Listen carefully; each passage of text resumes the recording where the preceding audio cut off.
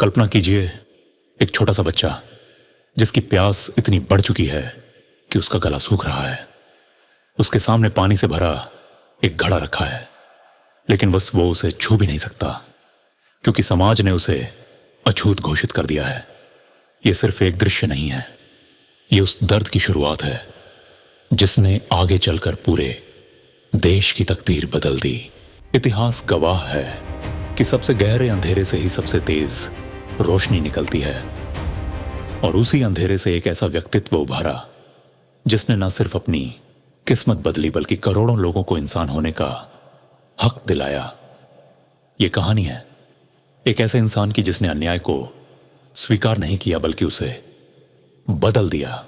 14 अप्रैल 1891 मध्य प्रदेश के महू में एक बच्चे का जन्म हुआ। नाम था भीमराव।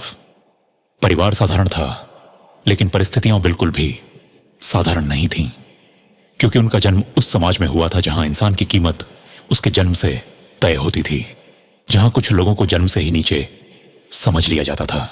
जब बाकी बच्चे कक्षा के अंदर बैठकर पढ़ते थे, भीमराव दरवाजे के बाहर बैठते थे। उन्हें ब्लैक बोर्ड छूने की अनुमति नहीं थी। शिक्षक भी उनसे दूरी बनाकर रखते थे, लेकिन इन सब के बावजूद उनके अंदर सीखने की एक अजीब सी भूख थी, एक ऐसी आग जो उन्हें आगे बढ़ने के लिए मजबूर कर रही थी। प्यास लगती थी, लेकिन पानी नहीं मिलता था। अगर कोई ऊंची जाति का व्यक्ति होता तभी वो घड़े से पानी डालता, वरना प्यास ही उनकी किस्मत बन जाती। सोचिए, एक छोटे बच्चे के मन पर इसका क्या असर होता होगा। यही अपमान आगे चलकर उनकी सबसे बड़ी ताकत बना। लेकिन हर अंधेरे में एक रोशनी जरूर होती है। एक शिक्षक ने उनकी प्रतिभा को पहचाना और उन्हें अपना उपनाम दिया, अंबेडकर। यही नाम आगे चलकर इतिहास में अमर हो गया। एक छोटी सी पहचान जिसने उन्हें नई दिशा दी। 1897 में उन्हें बड़ौदा राज्य की स्कॉलरशिप मिली। यह उनके जीवन का पहला बड़ा मौका था। अब उनके सामने एक नई दुनिया थी जहां वे खुद को साबित कर सकते थे। यहीं से उनकी असली यात्रा शुरू हुई। 1913 में वो कोलंबिया यूनिवर्सिटी पहुंचे। पहली बार उन्होंने महसूस किया कि इंसान को बराबरी से भी जीने दिया जा सकता है। यहां कोई भेदभाव नहीं था, सिर्फ ज्ञान था और अवसर था। इस अनुभव ने उनकी सोच को पूरी तरह बदल दिया। इसके बाद उन्होंने लंदन स्कूल ऑफ इकोनॉमिक्स में पढ़ाई की।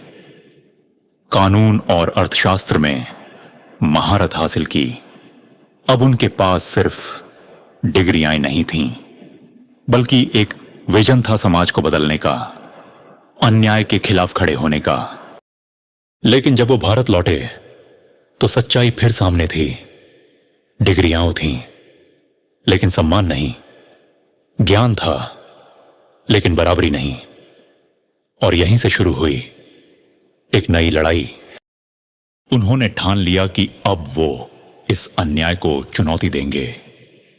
उन्होंने समझ लिया था कि अगर समाज को बदलना है तो सबसे बड़ा हथियार होगा शिक्षा। और इसी सोच के साथ उन्होंने अपनी आवाज उठानी शुरू की। 1920 में उन्होंने मूक नायक नाम का अखबार शुरू किया। यह सिर्फ एक अखबार नहीं था, यह उन लोगों की आवाज थी जिन्हें सदियों से दबाया गया था। अब खामोशी टूट रही थी और एक नई चेतना जाग रही थी। 1927 में महाड़ सत्याग्रह हुआ। पानी, जो हर इंसान का अधिकार था, उसके लिए संघर्ष शुरू हुआ। हजारों लोग इस आंदोलन में शामिल हुए। यह सिर्फ पानी की लड़ाई नहीं थी, यह सम्मान की लड़ाई थी, बराबरी की लड़ाई थी। इसी दौरान उन्होंने मनुस्मृति का दहन किया। यह एक प्रतीक था उस सोच के खिलाफ जो समाज को बांटती थी। यह एक संदेश था कि अब अन्याय को स्वीकार नहीं किया जाएगा। उन्होंने मंदिर प्रवेश आंदोलन भी चलाया।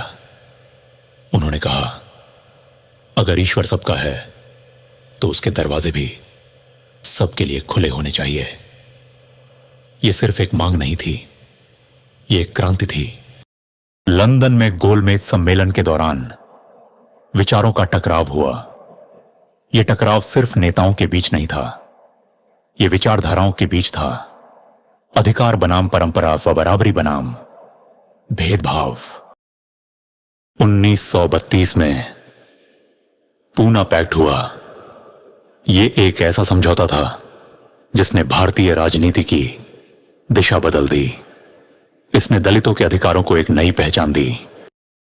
1947 भारत आजाद हुआ और जिस व्यक्ति को कभी पानी छूने नहीं दिया गया, वो देश का पहला कानून मंत्री बना। यह सिर्फ एक पद नहीं था, यह इतिहास का सबसे बड़ा जवाब था। इसके बाद उन्होंने भारत का संविधान लिखा, एक ऐसा दस्तावेज जो हर नागरिक को बराबरी, स्वतंत्रता और न्याय का अधिकार देता है। उन्होंने एक ऐसा भारत बनाने की नींव रखी जहां हर इंसान बराबर हो। 1956 में उन्होंने बौद्ध धर्म अपनाया। यह सिर्फ धर्म परिवर्तन नहीं था, यह एक विचारधारा का चुनाव था, एक ऐसा मार्ग जो समानता, करुणा और मानवता सिखाता है। डॉक्टर भीमराव अंबेडकर सिर्फ एक नाम नहीं है, वो एक विचार है, एक आंदोलन है जो आज भी हर उस इंसान को प्रेरित करता है जो अन्याय के खिलाफ खड़ा होना चाहता है, जो बराबरी में विश्वास रखता है और जो एक बेहतर समाज बनाना चाहता है।